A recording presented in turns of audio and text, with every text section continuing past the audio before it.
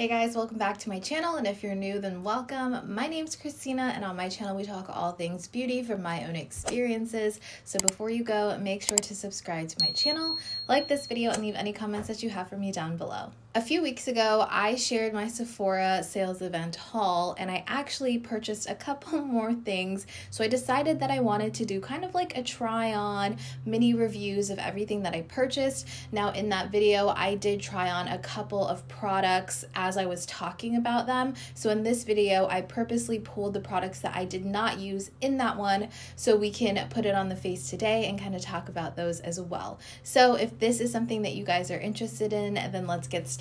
I went ahead and did my brows because I did not buy any brow products. Actually, that is a lie. I bought this Patrick Ta Major Brow Lamination Gel, but I actually have learned that I like to use this only on the tail ends of my brows. This is quite a crunchy gel. It's a lamination one, so it is going to be a very strong hold because it's supposed to keep your brows pretty much glued to your skin. So this is clear, and I do actually really love the brush on this thing. I like how it's a straight brush and then there's a slight slant on the tip. I feel like it gives you a lot of control, especially if you're laminating your brows or doing the lamination effect, because you can really push on it with this flat part and then really like comb through every individual hair with the little slanted part. I tend to really like more feathery brows than laminated looking brows. So for me to keep my hairs up on the ends, which are the ones that always fall because my hair will hit it and then make my brows like go down and stuff, I have actually been in the habit of putting this on the tail ends, and it holds my brows in place, and I really love it for that. So I'm just using this Henriksen Banana Bright Eye Cream under my eyes. Adds a little bit of extra hydration, and over time this actually does make me feel like my under eyes are brighter because I have used this in the past and I really enjoy it. I did not purchase a primer, so I'm just gonna go in with my Embryo Lease today. So I think I want to start with a little bit of underpainting, and to do that I have this Patrick Ta Cream Contour and Powder Bronzer Duo. Now I'm not a huge fan of the packaging strictly because you can see pretty much every single fingerprint that you've ever made on this thing. So definitely not ideal if you're the type of person that likes to keep your makeup pristine, but you know, for me it is the product that matters the most. I believe I purchased the shade She's Bronzed, so you do have your cream contour as well as your bronzer powder right here. I did purchase two brushes during the sale. I have the Refy Duo Ended brush, and then I also bought the Makeup by Mario brush that came out with this Real Skin Foundation one. I got it the other day and it's already like really loose and I can hear it kind of coming apart. So I'm gonna have to like hot glue that or something, but really disappointed in that because I like the way that these bristles feel a lot. So I think what I want to do is go in with this Refy brush today, and I really like this end of the brush, but this part kind of like, it's kind of pokey. It kind of hurts sometimes. I think there are some rogue bristles in here that feel a little harsh on the skin. I do still really like it for this part specifically. Let's underpaint now. I'm gonna take that cream bronzer, or contour, sorry, and we're gonna use this to contour the face. Now I used this the first time on top of foundation and concealer and I really liked it. I think it went onto the skin very smoothly. I didn't see any sort of patching, and I do like this shade. I almost feel like it veers a little bit warm. However, this is a contour and bronzer, so you are going to get a little bit of warmth versus something that's just strictly a contour, you know? But in saying that, I feel like it makes it even more wearable because the shades kind of warm up the face. It feels great on the skin. It's not too slippery, so I feel like it would last really long on the skin as well. I know with the blushes, he does recommend that you use the powder and then use the cream on top, but on the directions on the back of the package, it does say to use the cream and then the powder, but I may use it the opposite way next time just to see. Okay, and then we're gonna revisit this later when it's time to bronze. I did not buy this during the sale, however, it is available at Sephora. I think it's still sold out though. This is the Summer Fridays Pink Sugar Lip Butter Balm, and I love these lip butter balms. They feel incredible. We're gonna be using the Dior Backstage Face and Body in 3.5N. This is a beautiful foundation. I feel like it's really great coverage, but you can kind of sheer it out to where it's not full coverage on the skin. We're gonna be using the Makeup by Mario brush here. I love these paw brush shapes because I feel like they distribute product evenly and you can still like buff and blend without it getting streaky. See, this has incredible coverage, and actually this shade works so well for me. I hope it continues to work out for me during the summertime. I'm kind of just holding the brush at the base where I feel it's wiggling so it doesn't completely fall off on me. And I do have the foundation on this little palette so I can pick up what I need versus just squeezing it all on the skin and then using an excess amount of product, you know? And now we're gonna use the Huda Beauty FauxFilter Concealer. I have the shade Cookie Dough 4.3N.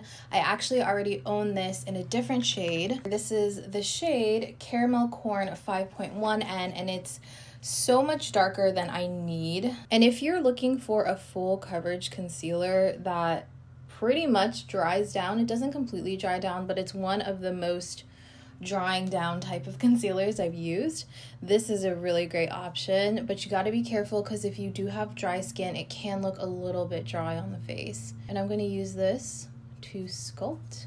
Do a bit of brightening here. Maybe I'll go in with my other shade just to go over some acne that I have going on here. And while I wait for that to dry, I'm actually gonna go ahead and put some cream contour on my nose. I'm using this Morphe concealer brush, I think, and going pretty heavy on this too because the concealer around it and on my nose is going to kind of blend it out. And then taking it under the brow bone as well. This gives it a little bit of definition under the brow bone. All right, now we're taking the other side of this Makeup by Mario brush and I'm going to go ahead and start blending out that concealer. This by no means is going to be a natural looking concealer. It's definitely gonna look like you are wearing concealer. So if you're going for an everyday natural look, I would not recommend this one. This is definitely like a full face or medium full face type of thing. At least for me. That's how it kind of fits in to my makeup routine. But look at that. That looks so great. It is definitely really brightening, especially under the eyes. But because of that neutral undertone, it doesn't look just like white under my eyes. And I like brightening effects, but I don't like it to be super stark. But I do feel like this gives me just the right amount of brightening. And I'm actually going to take my finger on this spot.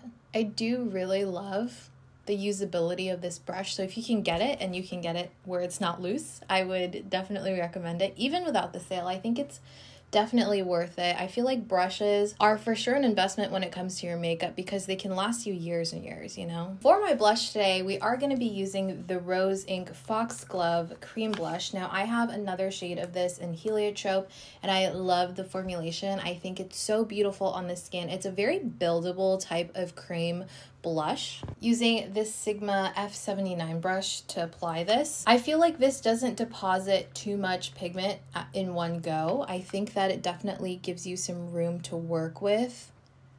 Like, see that? It's definitely still true to the shade, but I feel like it kind of feathers into the skin really nicely. If you're looking for a cream blush, but you're a little intimidated by them, you know, because you always see that they are just like pigment right away, try this one. And I also feel like they aren't too dewy on the skin. So if you have issues with cream blushes kind of moving around throughout the day, try this. And also it goes on to powder really well. So if you want to put some onto the skin before you powder and also after you powder, you can definitely do that. So I'm actually going to go ahead and powder with my Fenty Invisimatte first, just to set down that concealer. And I'm just using this puff that I got from Amazon. And I'm dabbing the excess on the back of my hand. And I'm just going to press this right under the eyes. I feel like this kind of sets the concealer in place and preps it for baking. Kind of bringing it around the nose too. Now I'm going to use the Huda Beauty baking powder in the shade Banana Bread, and I love this powder. It is definitely not for the faint of heart. It's definitely a baking powder, so it's going to completely mattify your skin. It definitely can feel very drying, so I would recommend to spritz the face with some MAC Fix Plus or something after you finish your makeup so you can rehydrate a little bit before setting it down with a setting spray, because if not, it can feel very, very drying. And I have combo oily skin, so I feel like that's saying something. But even so, this powder perfects your skin so well. It just looks blurred whenever you wear it. I think I'll just do a light dusting today. I'm not going to do a full-on bake, you know? And you have the option to do both with this powder. It works really well either way. And I think that this shade is also the perfect shade of like light yellow to where it still looks like a brightening powder, but it has that yellow undertone, so it looks a little bit more natural, so it doesn't just look like white powder on your face if you are of a more medium to tan complexion. I've actually never used a light dusting of this, and I'm really liking the way it's looking. Just gonna do a little bit on the eyes. We're gonna attempt sort of like a graphic liner today, because I did buy a lot of eyeliners during the sale. Here's the face, pretty much powdered other than my cheeks right there. I think it looks really good. I'm actually going to take whatever excess is on my brush and just tap it along that blush. All right, revisiting this Patrick Ta Cream Contour and Bronzer duo, taking the Refy brush and using this portion of it. And I'm just gonna swirl my brush in there. And I love that it has this little panel. It really avoids it whenever you're going into the bronzer.